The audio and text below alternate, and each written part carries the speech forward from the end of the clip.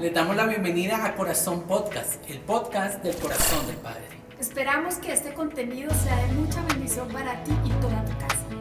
A lo largo de estos años en el ministerio pastoral, yo he escuchado muchas confesiones de algunos hermanos que sirven en la iglesia del Señor. No solamente estas declaraciones las he escuchado al interior del corazón del Padre, sino en diferentes lugares a donde el Señor nos permite ir a ministrar. Y estas son algunas confesiones que quisiera iniciar compartiendo con ustedes. Una mujer viene y me dice: mis hijos se levantaron en mi contra porque comencé a servir al Señor. Otra mujer se acerca o un hombre se acerca y me dice: mi esposa está enojada porque estoy capacitándome, entrenándome para servir en la iglesia. Un joven me dice: mi papá dice que ahora yo solo vivo en función de la iglesia y que le hago más caso al pastor que a él. Alguien más dice: mi hermana está furiosa porque ya no la acompaño a los planes de rumba que antes teníamos los viernes, sino que ahora sirvo al Señor en el ayuno de los viernes en la noche. Alguien más dijo: mi novio, a pesar de que se dice ser cristiano, amenaza permanentemente en terminar nuestra relación, porque según él yo tengo más interés por el Señor que por nuestra relación. Ahora, ¿cuántos han tenido que escuchar eso? ¿Cierto? ¿Cuántos han tenido que escuchar eso aún en sus casas, en sus familias? Y yo hago otra pregunta: ¿cuántos lo han dicho? Sin embargo, es algo que no nos debe tomar mucho por sorpresa, porque Jesús mismo lo advirtió. Mateo capítulo 10, versículo 34 al 36. Jesús hablando dice: no penséis que he venido para traer paz a la tierra. No he venido para traer paz, sino espada. Porque he venido para poner en disensión al hombre contra su padre, a la hija contra su madre, a la nuera contra su suegra.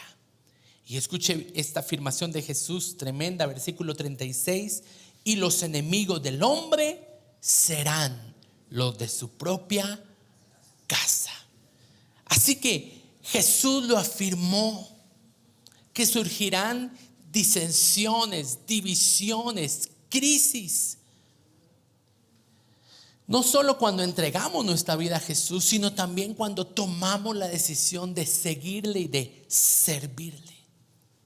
Y muchos servidores del Señor concuerdan que sus peores enemigos en relación al servicio a Dios viven con ellos en su propia casa.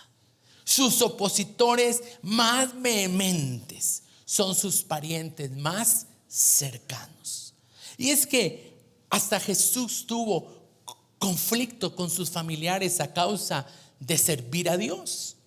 Él tuvo que lidiar con diferentes tensiones familiares y lidió con ello, y la Biblia registra esos eventos para que nosotros aprendamos del modelo que Él nos dio y podamos salir triunfantes en medio de estas crisis. Por eso he llamado mi mensaje en esta mañana: tensiones familiares que enfrenta un servidor.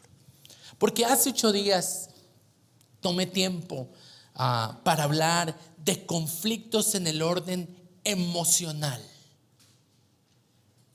Hice referencia a Pablo, y él en una de las porciones de la Biblia dice: de todas estas cosas no hago caso. ¿Lo recuerdan?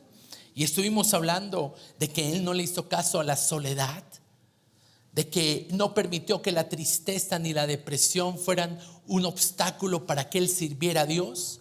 Tampoco hizo caso del orgullo que le trajo el triunfo ministerial, pero tampoco le hizo caso a la decepción y a la frustración por los desaciertos en el ministerio. soportó la ingratitud, el abandono, el rechazo de los que se decían ser sus hermanos en la fe.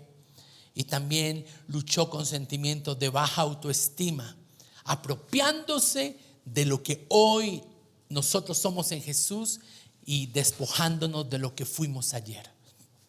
Pues hoy entonces vamos a considerar conflictos de orden familiar que todo servidor en un momento dado de su vida debe enfrentar. Ahora, ¿qué pasaría si usted es mi vecino y de repente escucha gritos en mi casa? Eso me hace recordar a que en el tiempo de la pandemia, por alguna situación muy particular, tuvimos que liberar a una persona en nuestra casa. Tiempo donde nadie se podía salir y toda la gente, todos los vecinos estaban ahí con nosotros. Y esta fue una liberación de alto voltaje. Los demonios se manifestaron muy, muy fuerte. Y la administración de mi conjunto me llamó al día siguiente. Don Omar, ¿cómo está? Cuénteme, ¿cómo está su esposa? Hace un buen tiempo no la vemos. Le dije, pues porque estamos en pandemia. ¿Y por qué me pregunta eso? Bueno, porque es que algunos vecinos reiterativamente nos llamaron ayer diciendo que escucharon que usted gritaba muy fuerte y que decía cosas como ¡fuera! Que además decía que se callara, que su hora había llegado. Fuera de eso usted decía: llora tu derrota, chilla, porque tu tiempo ha llegado. Ya no puedes estar más aquí y te vas con toda tu inmundicia. Y luego vimos a la señora Consuelo salir a hacer mercado. Entonces, ¿qué pensaría si usted le dicen esos gritos vienen de la casa de un pastor? ¿Qué diría a sus vecinos si escucharan gritos de la casa de un servidor de Dios? Por eso, por testimonio, no es recomendable hacer liberaciones en nuestras casas.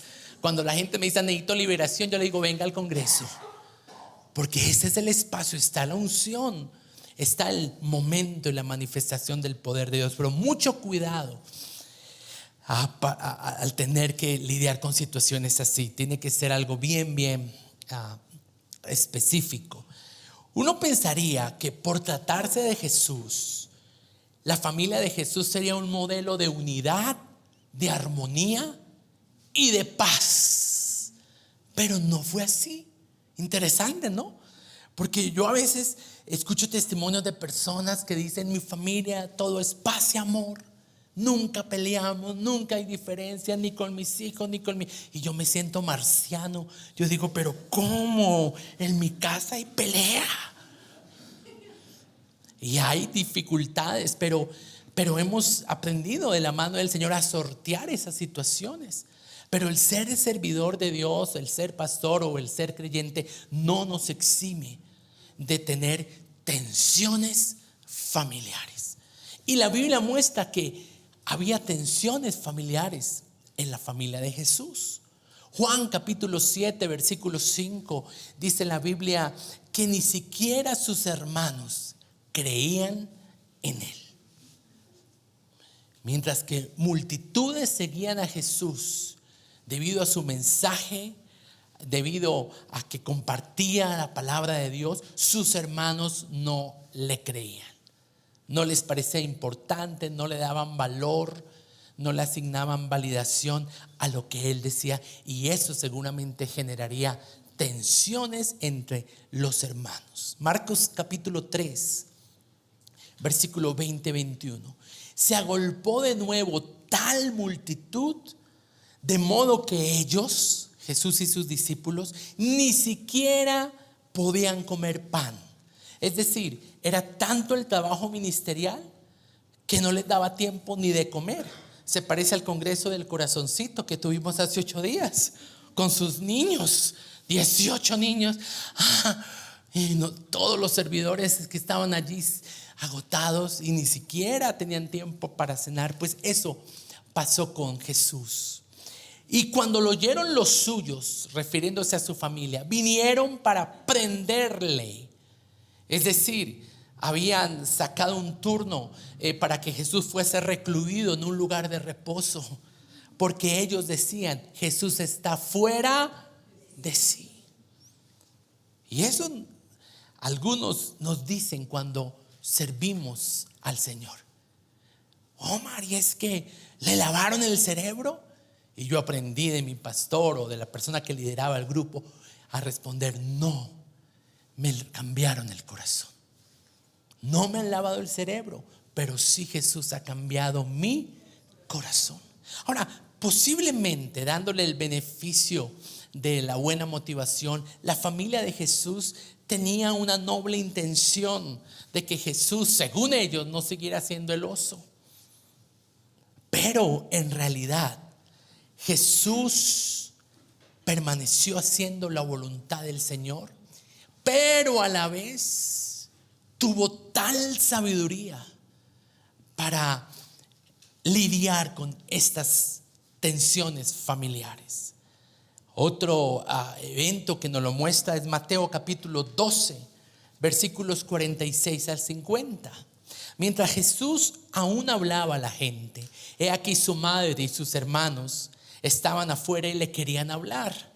Oiga, Jesús, venga, no tiene tiempo ni para comer, camine, descanse, venga, que es que mire, lo querían reconvenir.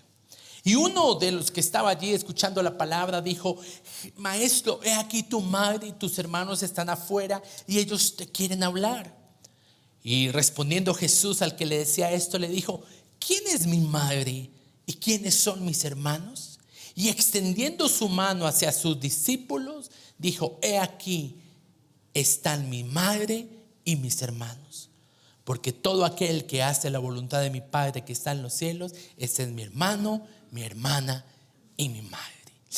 Y pareciera que las respuestas de Jesús son como muy radicales, como muy determinantes, pero es que Él quería mostrarnos la importancia de que ni siquiera estas tensiones hagan que nosotros quitemos la mirada del propósito y del plan de Dios para nuestras vidas. Y es cierto, hay personas que se sienten más parte de la familia de Dios que en sus propias casas. Alguien me dijo alguna vez: pero mire, esa persona aquí sí sirve, aquí sí sonríe, aquí sí está feliz. Y pregunté: pero ¿será que ustedes en la casa le tratan bien? ¿Será que ustedes en la casa sí le valoran? Porque si usted le ve aquí feliz y sonriente, es porque se siente parte de la familia de Dios.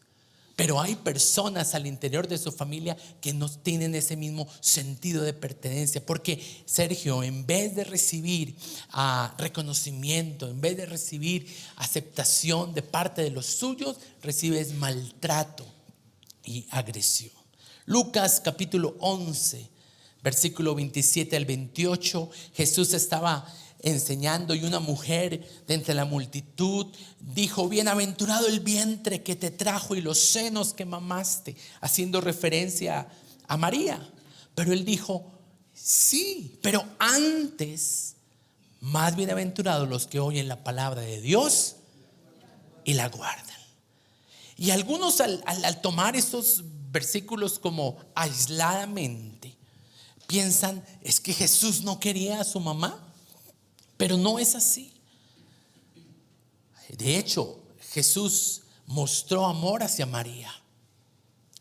En la cruz, Jesús dejó un acuerdo con Juan, su discípulo más cercano, para que él cuidara de María después de su muerte. Eso muestra el corazón de Jesús hacia su mamá. Y algunos afirman esto porque ven porciones donde el Señor es totalmente radical. Por ejemplo, el que no ama, el que no deja a madre y a padre a causa de mí, no puede ser mi discípulo. Y es que debemos tener una claridad de quién ocupa el primer lugar en nuestro corazón. Porque si dejamos que gente compita en ese primer lugar con el Señor, esas personas pueden llegar a ser usadas por el enemigo, las personas más cercanas a nuestro corazón, para atacarnos, para insultarnos a causa de nuestra fe y en los peores casos llevar a que la gente abandone su fe o desista de seguir sirviendo al Señor. Así que muchas personas, cuando se les dice ¿por qué no sirves en la iglesia local?, algunos dicen porque eso generaría un conflicto familiar en mi casa. Ahora, en relación a esto quiero decir algo, que sí, hay un tiempo para todo.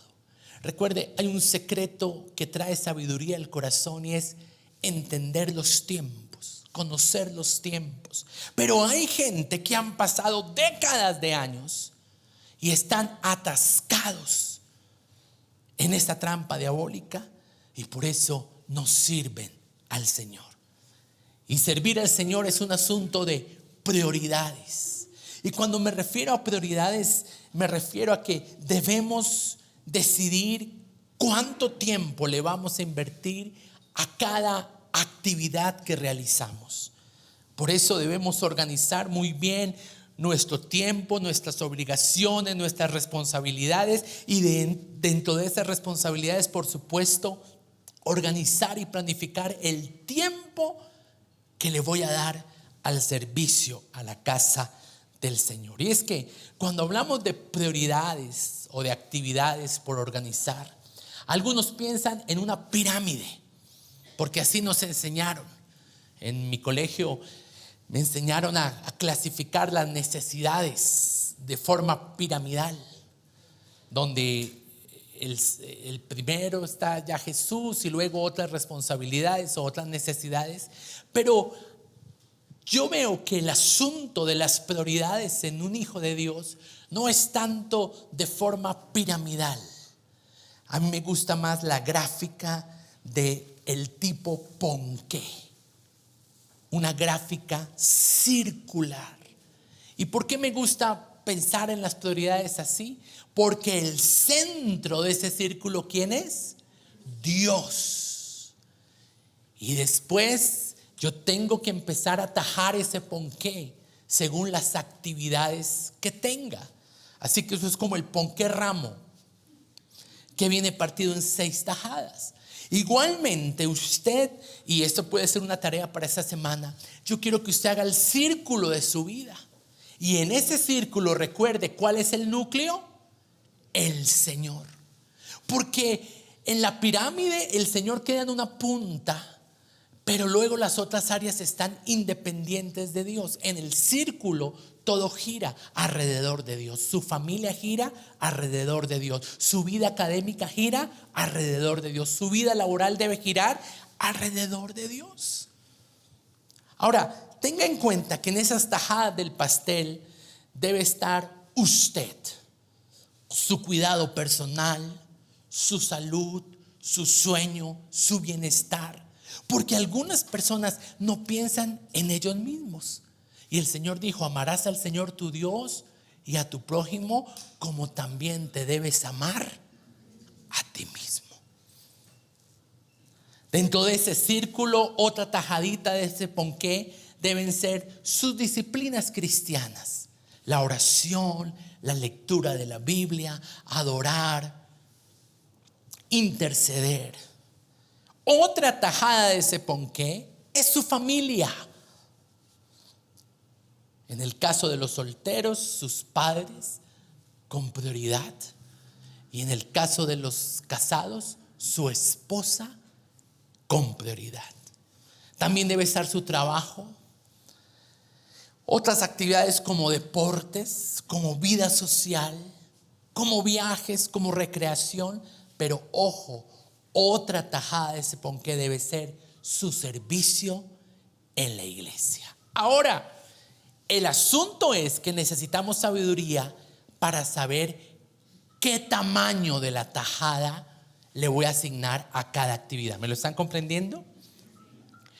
Porque además de tener una vida centrada en Dios, es necesario establecer mis actividades y revisarlas periódicamente para hacer ajustes. porque nuestra vida está cambiando permanentemente. Por ejemplo, habrá momentos donde usted debe replantear la cantidad de tiempo que usted le está dando a su trabajo. Por ejemplo, la llegada de un bebé. ¿Usted cree que si en su casa llega un bebé, pues o sea, si es suyo, ¿no? ¿Usted debe replantear sus tiempos? Obvio. Si a mí un servidor o una servidora me dice, pastor, estoy a punto de dar a luz, entiendo que su ponqué tiene que ser ajustado a su nuevo momento en su vida. ¿Está conmigo? Así como, por ejemplo, una señora me dijo, pastor, estoy a punto de que me pensionen y no sé qué voy a hacer de mi vida. Entonces yo pienso en el ponqué de esa señora y digo, debe ampliar la tajada del servicio al Señor.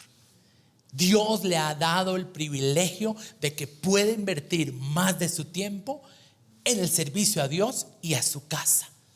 Tengo otros ejemplos aquí que me deben llevar a replantear el tamaño o la cantidad de tiempo que debo asignar según los momentos de mi vida. La crianza de niños pequeños. No es lo mismo cuando los hijos se van de casa que cuando están pequeños. O mucha atención, no es lo mismo criar un hijo creyente a un hijo que no lo es. Ahora, no se copie del pastel de su vecino, porque cada pastel de prioridades es específico de cada familia y de cada momento. Por ejemplo, una persona que está pasando por un proceso de restauración familiar, que está sanando una herida de infidelidad, es una persona que le tiene que asignar una buena parte de ese círculo a la relación con su esposa, a recobrar la confianza con ella, a tomar tiempo para cenar juntos, para hablarse de corazón a corazón. Y si una persona me dice, pastor, estoy pasando por esa situación, tengo que ajustar mi tiempo de servicio al Señor, es plenamente comprensible. Ahora, no estoy diciendo eliminarlo, y si es el caso, tiene que volver en el tiempo a ser reevaluado. Otros ejemplos, estamos pasando por una crisis económica, por una bancarrota, y estamos tratando de establecer con mi familia qué vamos a hacer para salir de allí.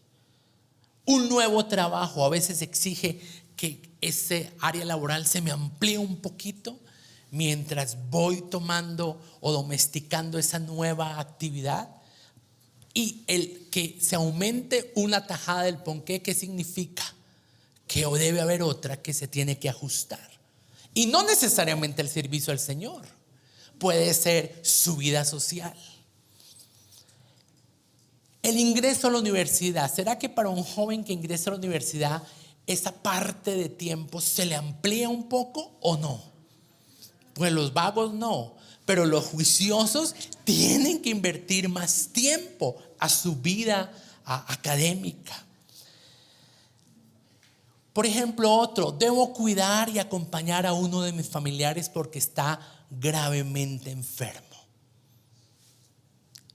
Tal vez un mes atrás este pedazo del ponqué no estaba incluido, ahora lo debo incluir. Y al incluir algo más significa tener que hacer ajustes. Espero que me esté dando a entender en ese sentido. El duelo, el luto por la pérdida de una persona en el hogar, entendiendo que cada persona reacciona diferente. Hay personas que deben tomar un tiempo. Yo, por ejemplo, tuve que, después de la pérdida de mi mamá, viajar con mi familia. Estuvimos con unos amigos en Houston. No fue en Houston, fue en la Florida. Y tomé un tiempito para acabar de hacer ese proceso y poder recobrar fuerzas para seguir sirviendo al Señor. Hay otros que que al contrario hacen un mayor énfasis en el servicio, y en el proceso el Señor va restaurando y sanando el corazón. Por eso digo, cada caso es particular. Así que con todo esto quiero decir que el hogar de un servidor puede ser un gran estímulo o puede ser un lugar de tristezas, desilusiones y de grandes pruebas con las que un servidor va a tener que lidiar a lo largo de su servicio en el Señor. Por eso necesitamos tener un equilibrio adecuado entre la familia y el servicio a la casa del Señor, porque lo uno no puede excluir lo otro. La familia no tiene que ser sacrificada por servir a Dios, ni tampoco el servicio a Dios y a su casa tiene que ser sacrificado por mi familia. Porque creo que no entender esto y no estar revaluando permanentemente el momento que yo estoy viviendo es lo que hace que algunos queden atascados por la falta de manejo sabio de estas situaciones tan tensionantes que ocurren en la vida de un servidor. Frente a esto, ¿qué tiene que decirnos el Señor? Creo que cuando nosotros ponemos por obra los mandatos bíblicos, aún en medio de las tensiones familiares, podemos ver cambios en nuestro entorno familiar. Así que quiero hoy responder a 4 personas. La primera es un cónyuge que está casado con una pareja que no le gusta que sirva al Señor. Y ella o él sienten que su cónyuge, en vez de apoyar su llamado, lo que hace es entorpecerlo. Lo censura permanentemente y le lastima, le hiere diciendo: es que tú desatiendes el hogar y el matrimonio. Entonces, número 1, ¿qué debe hacer una esposa para aliviar las tensiones familiares que se presentan porque ella está sirviendo al Señor? Primera de Pedro, capítulo 3, versículos del 1 al 2. ¿Qué dice la Biblia? Dice: asimismo, vosotras mujeres, estad sujetas a vuestros maridos. ¿A quién está hablando? A esposas, ¿cierto? Para que también los que no creen a la palabra sean ganados sin palabra por la conducta de sus esposas, considerando vuestra conducta casta y respetuosa. Hay hogares que, aunque todos vienen a la iglesia, en la práctica el esposo vive como un inconverso. ¿Y qué le dice el Señor a esta mujer? Le dice: sujétate. Porque el sujetarse tiene un efecto muy poderoso en el corazón de la persona a la que usted se le sujeta. En cambio, si usted se rebela contra su marido, caza una pelea. Mientras que usted se sujeta, evita esa pelea.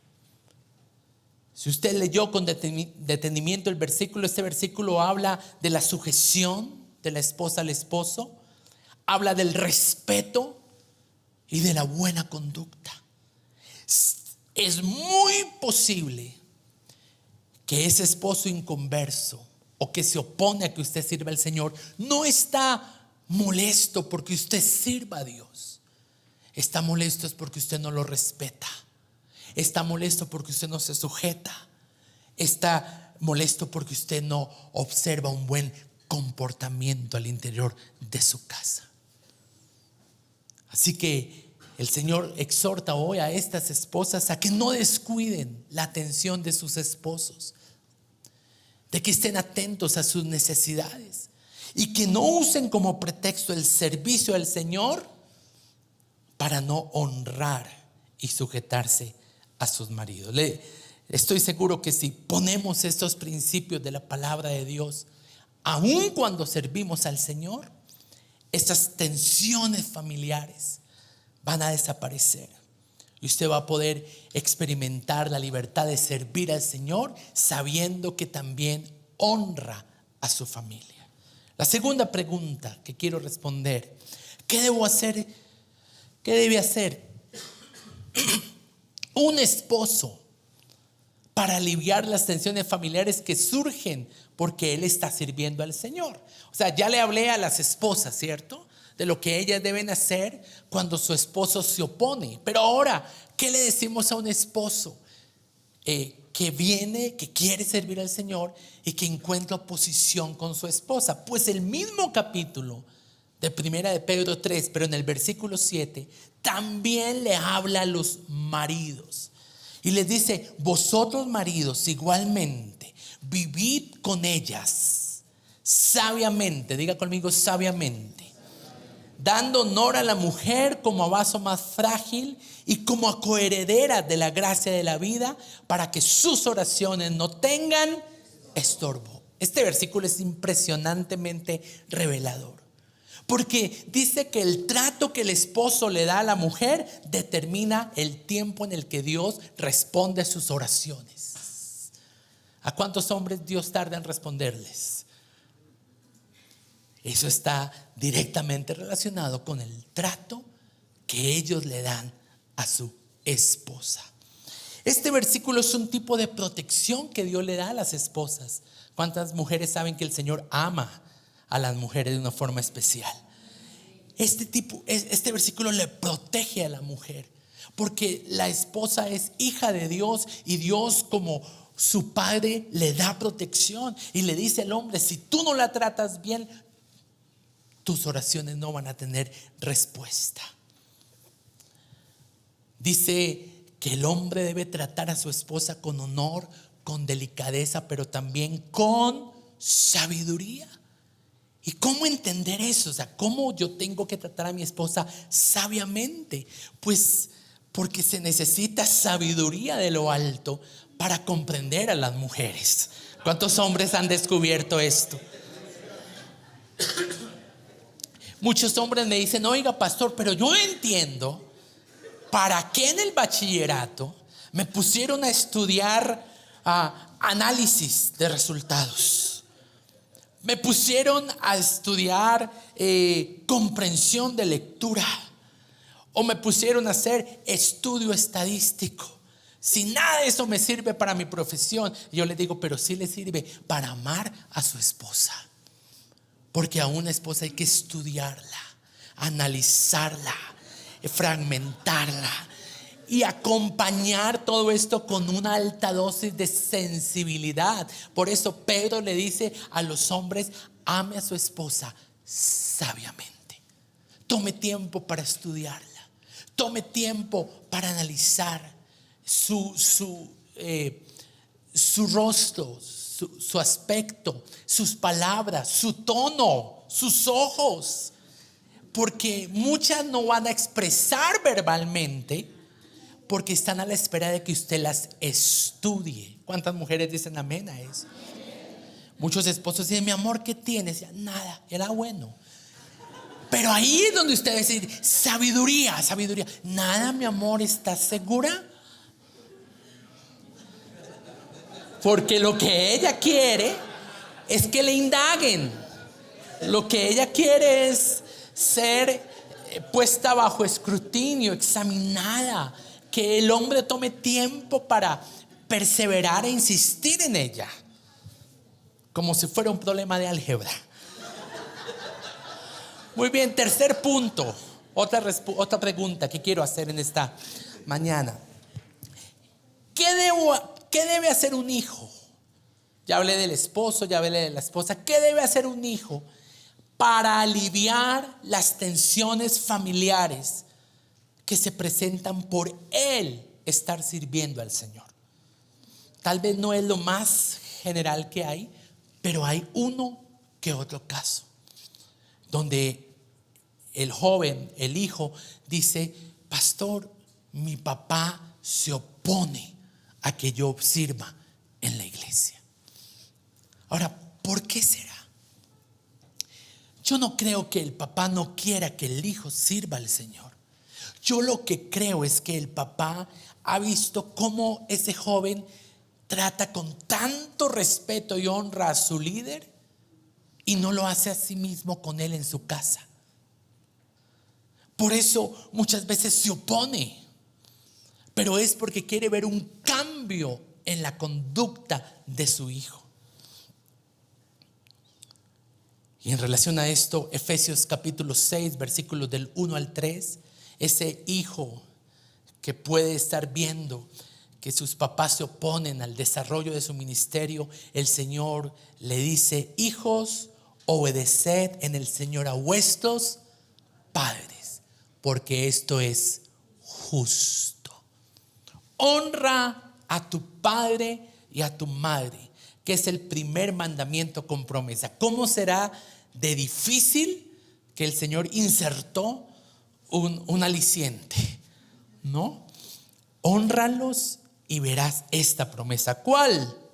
Versículo 3: te irá bien y serás de larga vida sobre la tierra.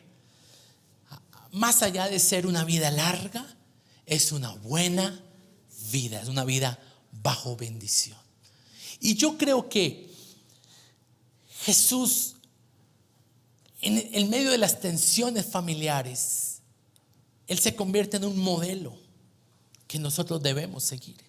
A los 12 años de edad, Jesús tenía impactados a las personas de la sinagoga por la sabiduría con la que hablaba, por la unción, por la manera de conocer a Dios. Y seguramente cualquier otro pastor le hubiera dicho: chino, comience su ministerio, porque Dios lo está respaldando. Pero ¿qué hizo Jesús? Miró a José, miró a María, y ellos le dijeron: te marchas con nosotros para Nazaret. Y esperó 18 años para iniciar su ministerio público. Con esto quiero decir que muchas veces somos nosotros los que tenemos afán, mientras que Dios está más pendiente de formar nuestro carácter y nuestro corazón. La cuarta pregunta: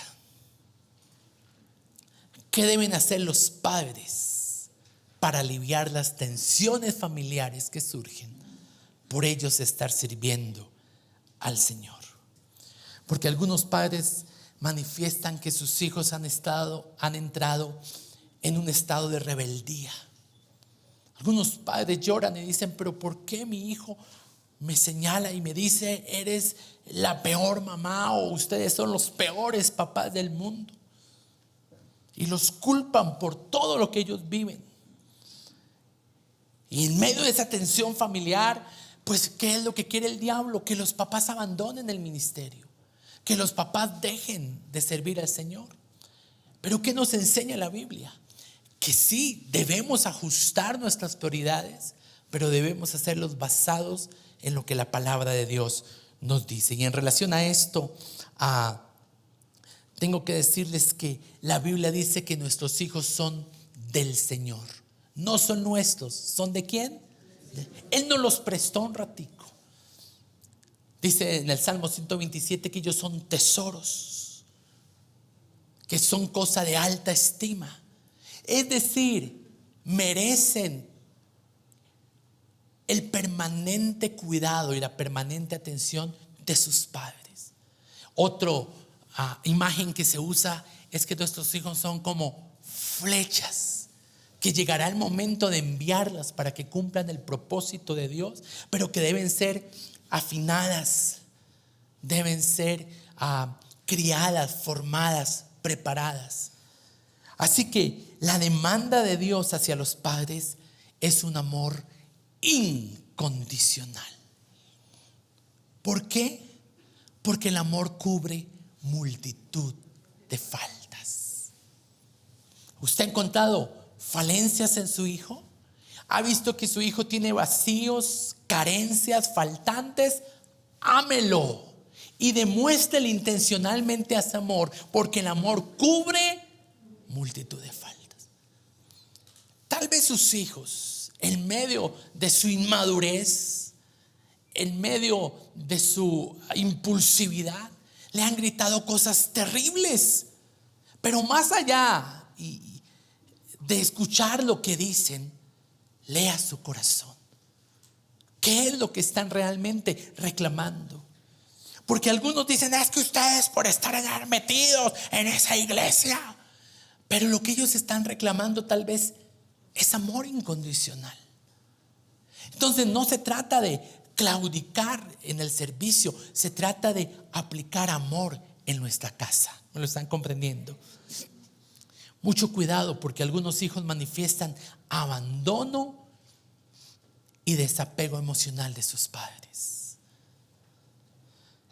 Y más bien, si se dan cuenta que ellos prestan atención a sus discípulos o a sus compañeros de ministerio, y eso va resintiendo el corazón de los hijos. Quiero hacer una pregunta. ¿Cuál fue ese servidor a quien Dios llamó a cuentas debido a que desatendió su rol como sacerdote de su hogar?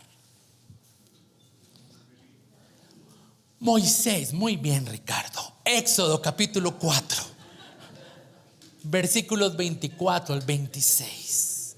La Biblia dice que aconteció en el camino que en una posada Jehová le salió al encuentro a Moisés y quiso matarlo. Ahora, esto es un poquito difícil de entender. Moisés, la unción que tenía, el llamado, cómo Dios lo iba a usar, y Dios de repente le provoca matar. Y no fue que se levantó hoy Dios y dijo, yo quiero matar a alguien, venga a ver, me encuentro allí con Neno. No. Lo que pasa es que según la tradición judía, un hijo tenía que ser circuncidado a los 8 días de nacer. Y el hijo de Moisés, Gerson, ya estaba grandecito. Seguramente si le preguntamos a Moisés, ¿por qué no ha circuncidado a su hijo? Él hubiera dicho, no he tenido tiempo, porque me la pasé sacando al pueblo de Egipto. El asunto no fue que le faltó tiempo, el asunto fue que le faltó revisar su círculo de prioridades y de actividades. Tenía que servir a Dios sin desatender su casa. Pero gracias a Dios por Séfora. Versículo 25. Dice que ella entonces, al ver que Dios quería matar a su esposo, porque otras mujeres hubieran dicho, ay, Dios toma el control. Algunas dirían, uy, a mí me dan un papayazo, eso sí yo. No, Séfora dijo, si Dios viene a matar a mi esposo, yo voy a hacer algo para que eso no ocurra. Entonces dice que ella tomó el pedernal, afiló y cortó el prepucio de su hijo, lo echó a sus pies, es decir, lo circuncidó. Y como resultado de esto que ella hizo, Dios dejó ir a Moisés. Gracias a Dios por Séfora, la ayuda idónea que compensó la debilidad de su esposo, compensó el olvido de su esposo. Ahora, hay 2 maneras de hacer esto. Algunas mujeres pueden compensar lo que su esposo no ha hecho con sus hijos con amor y con sabiduría. Entiende a tu papá, él no es expresivo, está en un proceso, él ha tenido que trabajar mucho para sustentarnos. Pero otras lo pueden hacer con rabia, con reclamo y motivando más rivalidad en el corazón del niño. Es que si ese papá que usted le tocó, si francamente, ¿no? Mamá, pero el papá tú lo escogiste. Es que sí, la porquería papá que usted tiene. Compensar con amor. Ahora, por otra parte, algunos papás, al ver a sus hijos en rebeldía y en medio de esa tensión familiar que los agobia, comienzan a ejercer una presión excesiva, y algunos hijos se sienten sofocados porque en medio de que ellos quieren ver cambio en sus hijos, muchas veces utilizan violencia y agresión. ¿Y qué dice la Biblia en relación a esto? Colosenses 3:21. Padres, no exasperéis a vuestros hijos, no los frieguen demasiado, no los cantaleteen más de la cuenta, porque si no terminarán estando desalentados. Eso es lo que dice el Señor. A esos padres que en medio de esa tensión familiar no saben qué hacer. Por eso es que a medida que su hijo va creciendo, el pastel también tiene que ir siendo ajustado. No es lo mismo tratar a un niño de 5, tratar a un joven de 12 o un adulto de 25. El no tener en consideración eso hace que papás sigan ejerciendo un control excesivo sobre sus hijos que ya tienen 40. Y como papás debemos ser sabios para entender que llega el momento de soltar el arco para que la flecha sea enviada. Y hay papás que no se dan cuenta de esto. Entonces su hijo ya es bien joche, ¿no? Bien grande. Dice, te vas para tu cuarto. Y el chino, pues para mí mejor, porque a esa edad lo que toca es sacarlos del cuarto. O no ves televisión, o le quitan el celular. No, o sea, si usted hizo su trabajo bien cuando él tenía 5, cuando él era cemento fresco, usted va a poder ver a los 20, a los 25, cómo él manifiesta lo que le fue sembrado. Ahora, los principios de convivencia relacional se deben mantener a pesar de la edad, pero el trato debe ir ajustándose. Porque créame, tengo personas que me dicen, mi papá, mi mamá no han entendido que yo ya he crecido. No han entendido que yo, incluso casados, los papás siguen ejerciendo control y poniendo en riesgo a una familia, sin entender que el orden de prioridades ha cambiado. Revise su pastel. Dígale a la persona que está al lado, revise su pastel. Porque usted no puede demandar que sus hijos ya casados sigan teniendo esa misma tamaño de porción que tenían cuando vivían en casa. Termino con esto, Hechos 1:14. Veo a la familia de Jesús unánime junta, perseverando en oración, incluida María, la madre de Jesús, y sus hermanos, los que al comienzo no creían en él. Jesús, ¿cómo lo lograste? O sea, Jesús no desatendió el ministerio, pero Jesús actuó con tanta sabiduría para provocar que al final su familia sirviera al Señor. ¿Cómo lo lograste, Jesús? Fue su testimonio y también el haber ido a la cruz. En la cruz Jesús murió y al morir confió en que Dios tendría control de su vida y por eso finalmente experimentó resurrección. El secreto, papá, el secreto, mamá, el secreto, esposo, el secreto, hijo, es ir a la cruz a diario y morir a nosotros mismos.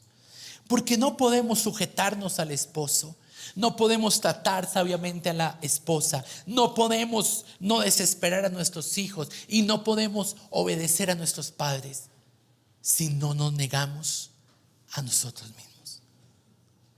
Haz tú en mí, Jesús, lo que yo no puedo hacer y lo que tanto me cuesta hacer. Cuando se presenten esas tensiones familiares, no hay que pelear, no hay que convertir su casa en un campo de batalla, pero tampoco desista ni abandone los asuntos del reino, sino arrodíllese y muera a usted mismo. Crucifique su yo, despójese de su ego, de su yo, de su hombre viejo, y el Señor se va a encargar de su casa y de su familia.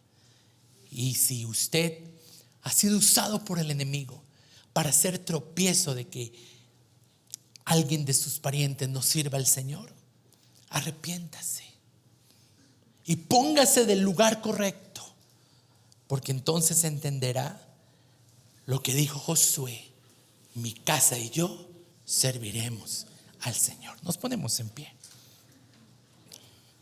Señor, gracias por tu palabra en esta mañana. Gracias por hablar a nuestro corazón.